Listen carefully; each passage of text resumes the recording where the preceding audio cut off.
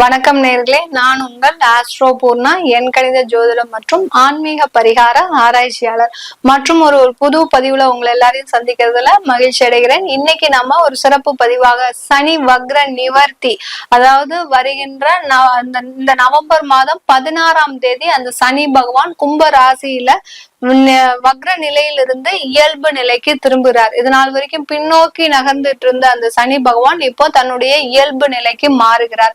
இந்த மாறக்கூடிய அந்த சனி பகவானுடைய வக்ர நிவர்த்தி வருகின்ற மார்ச் மாதம் 29ஆம் தேதி வரை அந்த கும்ப ராசியிலேயே பயணிச்சிட்டு இருக்கிறாரு இயல்பு நிலையோட. அடுத்து அவர் மீன ராசிக்கு பயணிக்கும் போது அது சனி பயிற்சியாக ஆயிடும். அதனால இது ஒரு 4.5 மாதங்களுக்கு இந்த சனி வக்ர நிவர்த்தி பலன்கள் ஒவ்வொரு ராசி என்பர்களுக்கும் எந்த மாதிரியான ஒரு பலன்களையும் எந்த மாற்றங்களை கொடுக்க போகுது, இந்த காலகட்டத்துல நீங்க செய்ய வேண்டிய சில வழிமுறைகள், இது எல்லாத்தையுமே நம்ம இந்த பதிவுல ஒவ்வொரு ராசி என்பர்களுக்கும் பார்க்க போறோம். இந்த காலகட்டத்துல ஒவ்வொரு ராசி என்பர்களும் நீங்க செய்ய வேண்டிய சில விஷயங்கள் பாத்தீங்கன்னா, நிறைய ஆன்மீக வழிபாடு பண்ணுங்க. ஏன்னா சனி பகவான் வக்ர நிவர்த்தி அடையும் போது அந்த ஆன்மீக வழிபாட்டுல நம்ம எந்த அளவுக்கு அதிகமா ஒரு எண்ணங்கள் இருக்குதோ, ஏன்னா ராசிக்கு தான் நம்ம பலன்களை சொல்றோம். அப்படி இருக்கும்போது அந்த ராசின்றது எண்ணம் சார்ந்த பலன்கள் தான், உங்களுடைய சிந்தனை சார்ந்த பலன்கள் தான். அப்படி இருக்கும்போது அந்த சிந்தனைகளை நீங்க ஒரு ஆன்மீக ரீதியாக செல்லும் போது உங்களுக்கு நிறைய மாற்றங்கள், தடைகள் எல்லாமே நிவர்த்தி ஆகக்கூடிய ஒரு நேரமாக தான் இருக்கும். சனி வக்ர நிவர்த்தி அடையும் போது உங்களுடைய பிரச்சனைகள் இருந்தும் நிவர்த்தி அடையக்கூடிய ஒரு நேரமாக தான் அடுத்து வரக்கூடிய 4.5 மாதங்கள் இருக்க போது. இந்த பதிவினுடைய ஒவ்வொரு பதிவிலையும் பாத்தீங்கன்னா உங்களுக்கு தேவையான சில வழிபாட்டு முறைகளையும் சொல்லியிருப்பேன். அதனால கடைசி வரைக்கும் ஸ்கிப் பண்ணாம பாருங்க. இத உங்களுக்கு இந்த பதிவு உங்களுக்கு ரொம்ப பிடிச்சிருந்ததுன்னா ஃப்ரெண்ட்ஸ் அண்ட் ரிலேட்டிவ்ஸ்க்கு ஷேர் பண்ணுங்க. இந்த சேனல்ல முதல் முறையா பாக்குறீங்கன்னா சப்ஸ்கிரைப் பண்ணிக்கோங்க. பெல் பட்டன்ல ஆல் ஆப்ஷன் சூஸ் பண்ணீங்கன்னா உங்களுக்கு என்னுடைய அடுத்தடுத்த பதிவுகள் நோட்டிபிகேஷனா வந்துட்டு இருக்கும். மேஷ ராசி அன்பர்களுக்கு சனி பகவான் 11ஆம் இடத்துல இருக்கிறார். அதாவது கும்ப ராசியான காலபுருஷனுக்கு மேஷராசி முதல் ராசி. இந்த சனி பகவான் ராசிக்கு 11ஆம் இடத்துல வக்ரமாக இருந்தாரு. இந்த 16ஆம் தேதி நவம்பர் மாதம் வக்ர நிவர்த்தி அடைகிறார். அப்போ மேஷராசி என்பர்களுக்கு டைரக்டாவே அந்த 11ஆம் இடத்துல இருக்கும் போது இந்த மேஷ ராசி என்பர்களுக்கு இந்த 4.5 மாதங்கள், இந்த ஏன்னா 16 நவம்பர்ல இருந்து நம்ம 29ஆம் தேதி மார்ச் வரைக்கும் பார்க்கும்போது நமக்கு ஒரு 4.5 மாதங்கள் வரும். அந்த 4.5 மாதத்துல இந்த சனி பகவானுடைய பார்வை தான் முக்கியமா இருக்கு. ஏன்னா இது நாள் வரைக்கும் அவர் டைரக்டா இருந்து எல்லாருக்குமே என்னென்ன பலன்களை கொடுக்கணுமோ, ஏன்னா சனி பகவான் சொல்லக்கூடியவர் அந்த பாவ கிரகம். அடுத்து பாத்தீங்கன்னா மெதுவாக நகர்ந்து செல்லக்கூடிய கிரகம், ஒருவருடைய கர்மாவை நிர்ணயிக்கக்கூடிய கிரகம், அதாவது ஜோதிட ரீதியாக நீதிமான் சொல்லக்கூடிய அந்த சனி பகவான் ஆகப்பட்டவர் இது நாள் வரைக்கும் தன்னுடைய நிலையை இயல்பு நிலையாக இருக்கும் போது டைரக்டாவே அந்த மேஷராசி என்பவர்களுக்கு சில பலன்களை கொடுத்துட்டு இருந்தார். இப்போ வக்ரமாக இருக்கும் போது அவர் பின்னோக்கி நகரும் போது, விரைவாக சொல்லும் போது அந்த பின்னோக்கி நகர்வதன் மூலமாக நிறைய மேஷராசி என்பர்களுக்கு அந்த தொழில்ல சில தடைகள் ஏற்பட்டிருக்கும். அந்த தொழிலின் மூலமாக நிறைய விரயங்கள் ஏற்பட்டிருக்கும். ஏன்னா ஏதாவது ஒரு தொழிலை ஆரம்பிச்சிடுறோம் இந்த மேஷராசி என்பர்கள், ஏன்னா எதையுமே திட்டமிட்டு செயல்படும் போது அந்த சில தொழிலில் ஏற்ற இறக்கங்கள் கண்டிப்பாக இருக்கும். அதையும் தாண்டி நம்ம அதை தான் செய்யணும் அப்படின்னு இந்த மேஷராசி என்பர்கள் தான் எடுத்த காரியத்தை கைவிடாமல் எந்த விதமான அந்த முயற்சியிலையும் தடைபடாமல் செய்யும் போது இந்த வக்ரமாக இருக்கும் போது இந்த மேஷ ராசி அன்பர்களுக்கு தொழில் ரீதியாக நிறைய பிரச்சனைகளை கொடுத்திருப்பார். அதே சமயத்துல அதுல வருமான ரீதியாகவும் நிறைய மாற்றங்களை கொடுத்திருப்பார் இந்த சனி பகவான் வக்ரமாக இருக்கும் போது. இப்ப வக்ர நிவர்த்தி அடையும் போது அவருடைய பார்வையாகப்பட்டது, சனி பகவானின் பார்வை பாத்தீங்கன்னா 3ஆம் பார்வை, 7ஆம் பார்வை, 10ஆம் பார்வை, இந்த 3 பார்வைகளும் எங்கெங்க விழுது அப்படின்னு பார்க்கும்போது இந்த மேஷ ராசி அன்பர்களுக்கு 3ஆம் பார்வையாக இந்த மேஷ ராசி அன்பர்களையே பார்க்கிறார். மேஷ ராசியவே அந்த சனி பகவான் பார்க்கிறார். அடுத்து பாத்தீங்கன்னா 7ஆம் பார்வையாக இந்த சிம்ம ராசியை, அந்த ராசிக்கு மேஷ ராசிக்கு பூர்வ புண்ணிய ஸ்தானமான அந்த சிம்ம ராசியை பார்க்கிறார்.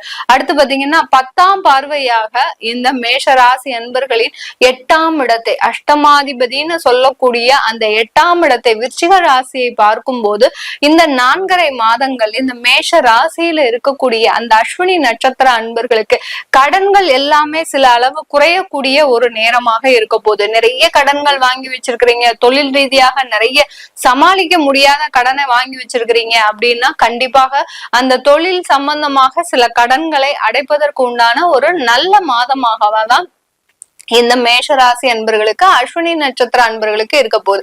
அடுத்து இந்த பரணி நட்சத்திர அன்பர்கள் எப்போதுமே ஒரு துடிப்போட இருப்பாங்க, நம்ம இதையே சாதிச்சிடணும். ஏன்னா மேஷ ராசியில இருக்கக்கூடிய அந்த பரணி நட்சத்திர அன்பர்கள் பாத்தீங்கன்னா மேஷராசி செவ்வாய்க்கு அதிபதி, இந்த பரணி நட்சத்திரம் சுக்கிரனுடைய நட்சத்திரம். அப்படி இருக்கும்போது நிறைய சாதிக்கணும், நிறைய நம்ம விஷயங்களை பண்ணணும், தொழில் ரீதியாக நிறைய பண்ணணும். ஒருத்தர் வேலையே பார்த்துட்டு இருக்கிறாருன்னா அவரு ஒரு சொந்தமாக ஒரு தொழிலும் செய்யக்கூடிய ஒரு திறமைசாலிகளாக தான் இந்த பரணி நட்சத்திர அன்பர்கள் இருப்பீங்க. அந்த அப்படிப்பட்ட இந்த பரணி நட்சத்திர அன்பர்களுக்கு இந்த 4.5 மாதங்கள் உங்களுக்கு ஒரு புதிய வாய்ப்புகள் தேடி வரக்கூடிய ஒரு நேரமாக இருக்கும். தொழில் சம்பந்தமாக யாராவது புதுசா ஒரு பிசினஸ் ஆரம்பிக்கணும், இல்ல எனக்கு அந்த ஏற்கனவே நான் தொழில் செஞ்சுட்டு இருக்கிற இடத்துல ஒரு சில மாற்றங்களை பண்ணணும் அப்படின்னு நினைக்க விரும்புறவங்க தாராளமாக இந்த 4.5 மாதங்களுக்கு தாராளமா செய்யலாம். ஏன்னா இந்த சனி பகவான் ஆகப்பட்டவர் இந்த 4.5 மாதங்கள் செய்யக்கூடிய ஒரு நல்ல முன்னேற்றம் தான் உங்களுக்கு இந்த மேஷ ராசியில இருக்கக்கூடிய அந்த பரணி நட்சத்திர அன்பர்களுக்கு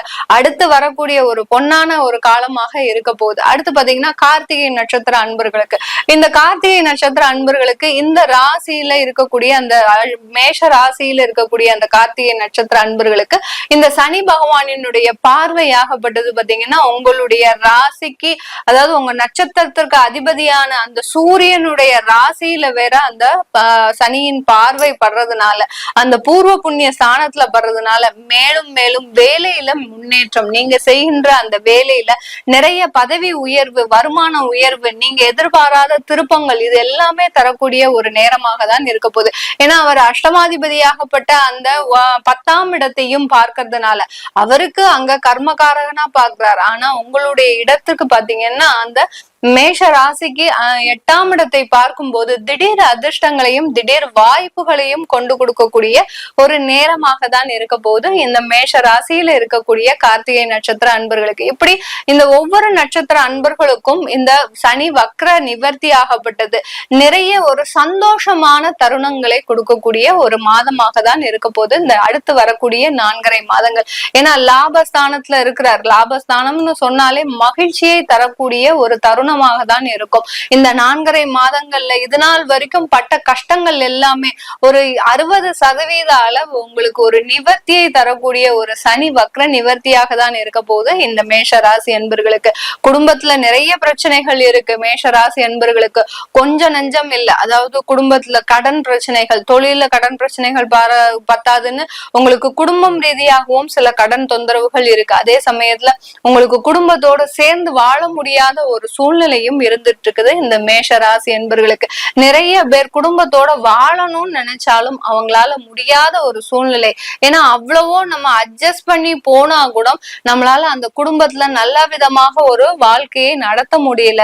அடுத்து பாத்தீங்கன்னா அந்த குடும்பத்துல இருக்கக்கூடிய அந்த கருத்து வேறுபாடுகள் மேலும் மேலும் அதிகரிச்சுக்கிட்டு தான் இருக்கு. இதற்கு ஒரு நிவர்த்தியே கிடையாதா அப்படின்னு கேட்கக்கூடிய எல்லா மேஷராசி அன்பர்களுக்கும் பாத்தீங்கன்னா இந்த 4.5 மாதங்கள் உங்களுடைய குடும்ப வாழ்க்கையில ஒரு சிறப்பான ஒரு மகிழ்ச்சியான தருணங்களை கொடுக்கக்கூடிய ஒரு மாதமாக தான் இருக்க போகுது. அடுத்து பெண்களுக்குன்னு சொல்லும் போது இந்த மேஷ ராசியில பிறந்த பெண்கள் எப்போதுமே ஒரு துடிப்போடையும் ஒரு தன்னம்பிக்கையோடையுமே எப்போதுமே இருப்பீங்க. இவங்களுக்கு சனி என்ன, சூரியன் என்ன, ராகு என்ன, கேது என்ன, எந்த விதமான கிரகங்களையும் பத்தியும் இவங்களுக்கு அக்கறையே கிடையாது. ஏன்னா நான் உழைக்கிறதுக்கு என்னுடைய சம்பாத்தியம் முக்கியமா இருக்கு, அந்த சம்பாத்தியத்தினால வரக்கூடிய வருமானத்தை வச்சு நான் என்னுடைய குடும்பத்தை காப்பாத்துவேன் அப்படின்ற மாதிரியான ஒரு தன்னம்பிக்கையோடு செயல்படக்கூடிய இந்த பெண்கள், மேஷராசி பெண்கள் பாத்தீங்கன்னா கடந்த ஒரு 6 மாதமாக ஒரு நிறைய அவமானங்களை சந்திச்சிருப்பீங்க. தேவையில்லாத அவமானங்கள், ஏதோ ஒரு காரணம், எதுவுமே காரணம் இருக்காது, நீங்க ஒண்ணுமே பேசியிருக்க மாட்டீங்க, ஆனாலும் உங்களுடைய பேச்சுல ஒரு குற்றம் கண்டுபிடித்து எந்த இடத்துலயும் இருந்தாலும் சரி, அலுவலகத்திலயும் சரி, அடுத்து பாத்தீங்கன்னா குடும்ப உறவுலையும் சரி, எந்த பொது இடத்துலனாலும் சரி, நண்பர்கள் மத்தியிலும் சரி, ஏதோ ஒரு குற்றத்தை கண்டுபிடித்து உங்களை ஒரு தனி நபராக, உங்களை தனித்து விடுபடக்கூடிய ஒரு நபராக தான் இது வரைக்கும் ட்ரீட் பண்ணியிருப்பாங்க.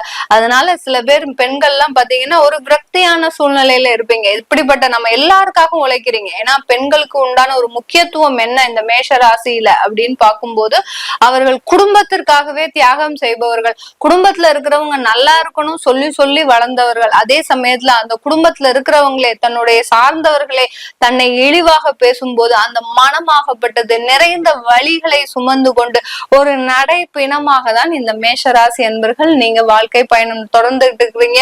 இது எல்லாமே உங்களுக்கு இந்த நவம்பர் மாதத்துல இருந்து மிகப்பெரிய ஒரு மாற்றங்களை கொண்டு தரக்கூடிய ஒரு நேரமாக தான் இருக்க போகுது.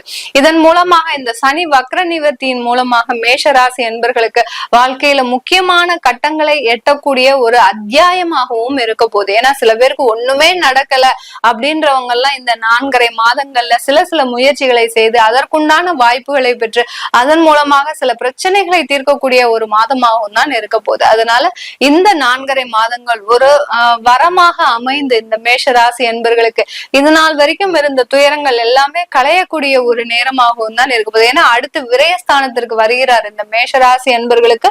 அந்த சனி பகவான் விரயஸ்தானத்திற்கு வர்றதுக்கு முன்னாடி இந்த 4.5 மாதங்கள் நீங்க என்னென்ன செய்யணும்னு நினைக்கிறீங்களோ அது எல்லாத்தையுமே சாதிக்கக்கூடிய ஒரு மாதமாகவும் தான் இருக்க போகுது.